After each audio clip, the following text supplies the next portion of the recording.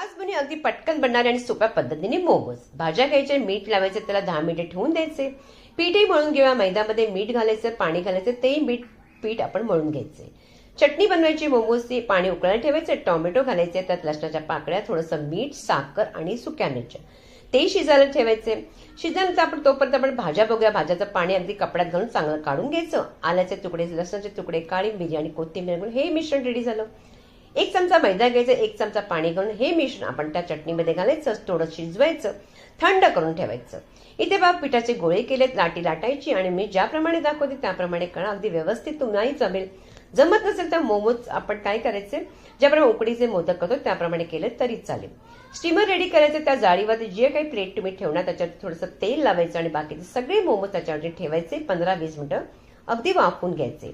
चटणी या मिक्सरमध्ये वाटून घ्यायची आणि पहा मोमोजची चटणी आणि आपले मोमोज रेडी झाले आहेत.